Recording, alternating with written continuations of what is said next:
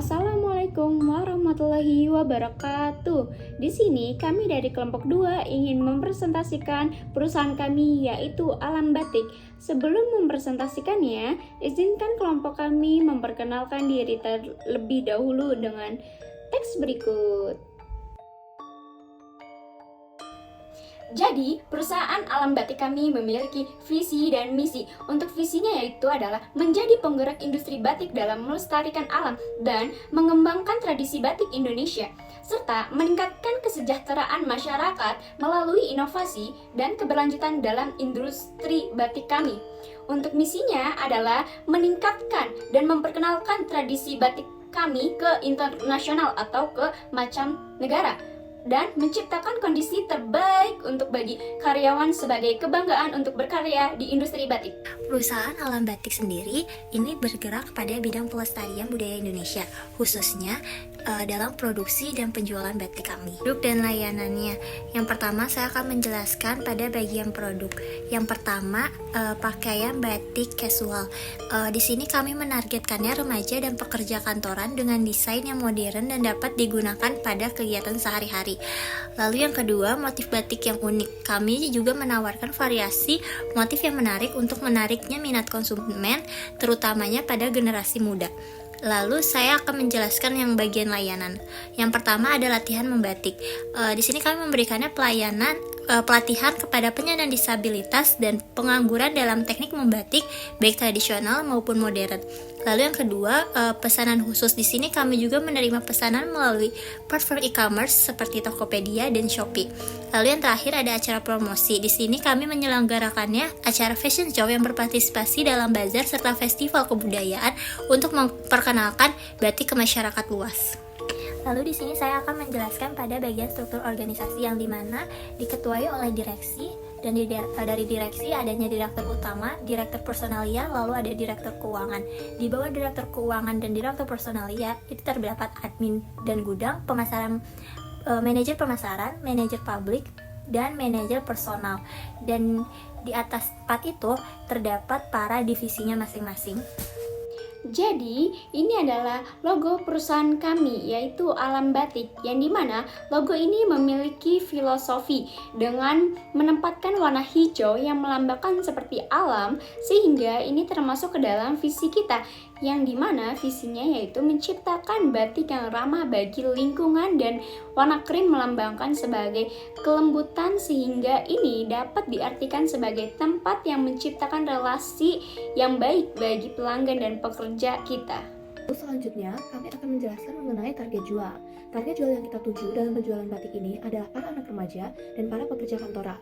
Mengapa kami menargetkan kepada dua konsumen tersebut? Karena melihat banyaknya anak generasi Z yang semakin jarang untuk memakai batik dalam kehidupan sehari-hari. Kebanyakan orang memakai batik ketika menghadiri acara formal saja, seperti acara nikahan, rapat, dan sebagainya. Produk yang kami usung di sini adalah pakaian batik yang dapat digunakan di kehidupan sehari-hari dengan bertemakan gaya casual. Selain itu, kami juga ingin melestarikan budaya batik agar budaya asli Indonesia tidak termakan oleh modernisasi.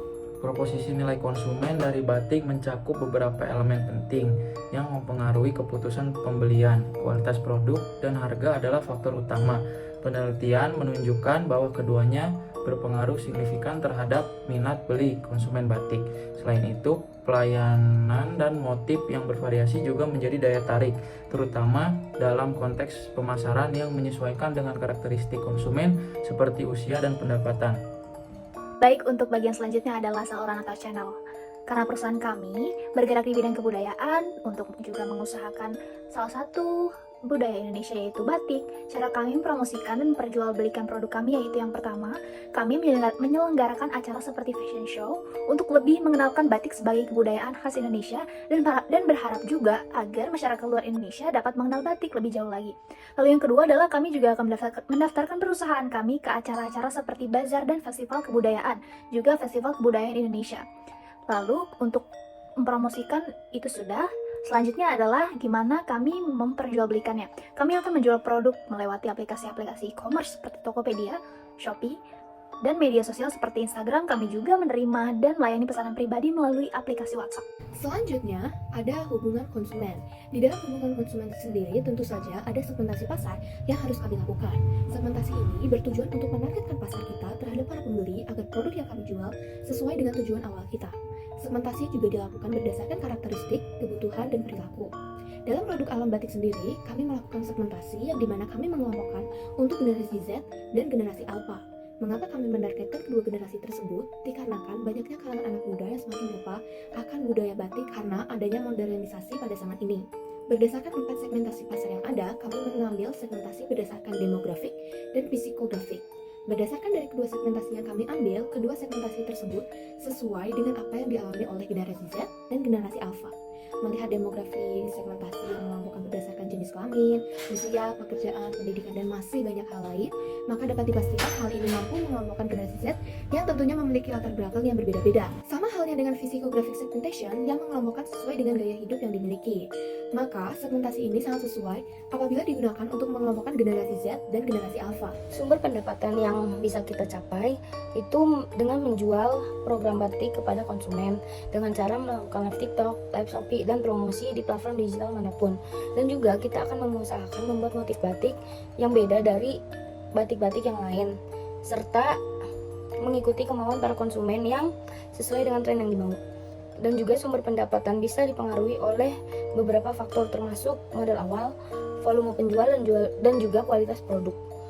Dengan itu, pendapatan yang akan kita dapat semakin besar. Selanjutnya ada kegiatan utama. Jadi kegiatan utama dari alam batik ini ada 3. Yang pertama ada produksi batik, yang kedua ada skill training and development, dan yang ketiga ada pemasaran dan penjualan. Jadi produksi batik itu sesuai namanya, alam batik ini melakukan pembuatan kain batik, yang dimana kami mengutamakan kualitas dan keunikan motif. Juga kami menggunakan bahan-bahan alami dalam proses pewarnaan batik kami, sehingga dapat mendukung keberlanjutan lingkungan. Yang kedua ada skill training and development. Jadi alam batik ini memberikan pelatihan kepada penyandang disabilitas dan pengangguran dalam seni membatik, baik teknik tradisional seperti batik tulis ataupun metode modern seperti batik cap. Dan juga alam batik melakukan pengembangan keterampilan tambahan, di mana para pekerja juga diajarkan keterampilan lain seperti desain pola, pewarnaan alami, dan pemasaran produk. Dan yang ketiga ada pemasaran dan penjualan.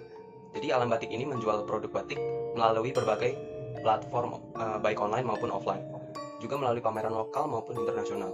Ditambah menonjolkan nilai sosial dalam produk kami untuk menarik pelanggan yang peduli terhadap isu sosial atau social branding.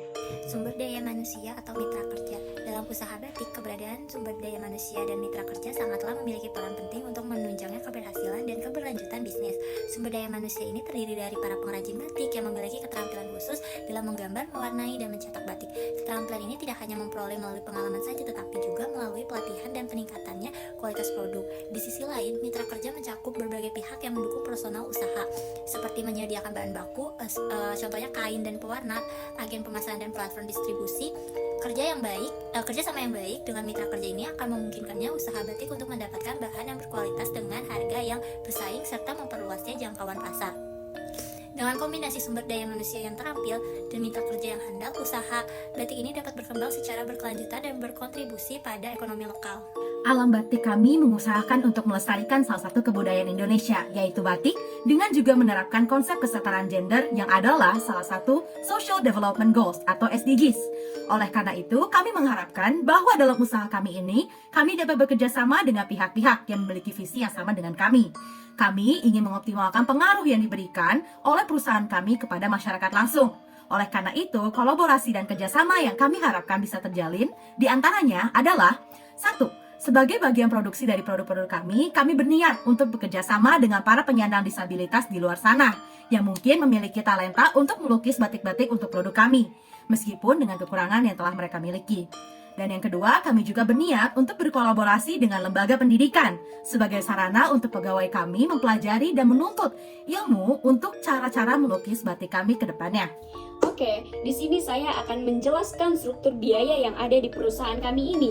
Untuk struktur biayanya, itu sudah dibagi menjadi beberapa bagian. Tapi sebelum saya menjelaskannya, saya akan menampilkannya terlebih dahulu.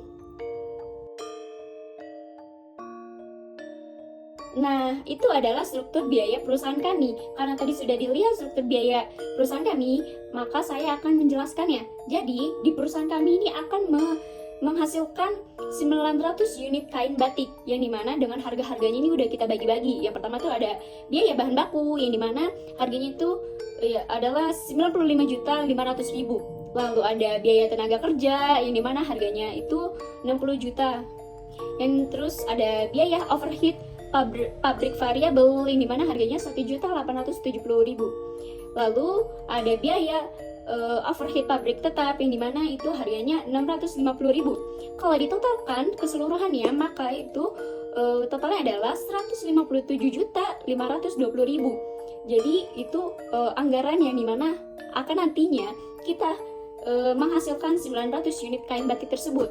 Jadi untuk harga satuan kain batik yang akan kami jual ini, harganya yaitu 180.000. Analisis SWOT tentang perusahaan batik. Yang pertama itu the strength, di mana batik merupakan bagian dari warisan budaya Indonesia yang memiliki daya tarik tersendiri dan mempunyai nilai tambah akan produk batik tersebut. Seringkali menyesuaikan permintaan pelanggan tentang batik yang mereka mau. Dan yang ketiga, kami merekrut pihak-pihak yang memiliki keterbatasan fisik, namun mereka bertalenta untuk menjadi pengrajin di batik kami. Dan ada weakness, di mana penggunaan bahan yang berkualitas tentunya menambah banyak biaya. Hal ini yang membuat keuntungan sedikit demi sedikit berkurang. Dan yang kedua, ada proses pembuatan batik memakan waktu yang cukup lama sehingga perlunya membatasi proses produksi. Dan ada opportunities, di mana ada tren yang dimana meningkatnya minat terhadap produk lokal dan tradisional. Dan yang kedua, dengan meningkatnya kesadaran masyarakat akan pentingnya pelestarian budaya, membuat produk batik bisa dijangkau lebih luas oleh luar negeri atau di luar negara. Dan yang terakhir ada threats, di mana munculnya para pesaing baru yang menjual produk dengan harga yang lebih murah dari produk batik kita tersebut. Dan yang kedua, ada produk batik seringkali diklaim oleh negara-negara lain, sehingga hal tersebut bisa merugikan batik-batik yang ada di Indonesia. Perusahaan Alam Batik kami tentunya memiliki banyak sekali kompetitor di luar sana. Dan untuk kali ini saya akan menganalisis SWOT atau yang disebut strengths, weaknesses, opportunities, dan threats yang dimiliki oleh salah satu perusahaan kompetitor kami, yaitu Batik Trusmi. Yang pertama adalah strengths. Strength yang dimiliki oleh Batik Trusmi adalah yang pertama, produk mereka yang sudah dikenal khas oleh warga lokal, bahkan wisatawan dalam negeri yang berkunjung ke daerah Cirebon. Kemudian strength berikutnya yang dimiliki oleh Batik Trusmi adalah mereka yang sudah mempromosikan dan menjual produk-produk mereka ke dalam berbagai jenis tempat, seperti contohnya True Park Museum, tempat pusat oleh-oleh khas Cirebon, Batik Kitchen, dan masih banyak lagi. Dan strength terakhir yang sudah kami analisis dari Batik Trusmi adalah mereka yang sudah mendapatkan beberapa penghargaan, seperti contohnya The Mass Painting Festival. Kemudian untuk weaknesses yang dimiliki oleh Batik Trusmi adalah yang pertama, berbeda dengan perusahaan kami, Batik Trusmi tidak menyebutkan bahwa mereka bekerja sama dengan pihak penyandang disabilitas sebagai pengrajin batik mereka. Dan weaknesses yang mereka miliki yang kedua adalah ketergantungan Batik Trusmi kepada pasar tradisional, di mana mereka masih mempromosikan dan menjual produk mereka secara konvensional, sehingga belum mencapai pasar internasional. Kemudian untuk opportunities yang dimiliki oleh Batik Trusmi, yang pertama adalah pasar global, di mana nama Batik Trusmi yang sudah cukup dikenal oleh warga Cirebon dan masyarakat Indonesia sebagai wisatawan dapat berpotensi untuk lebih dikenal oleh wisatawan mancanegara yang kelak dapat berkunjung ke Cirebon dan mengenal nama serta karya Batik Trusmi.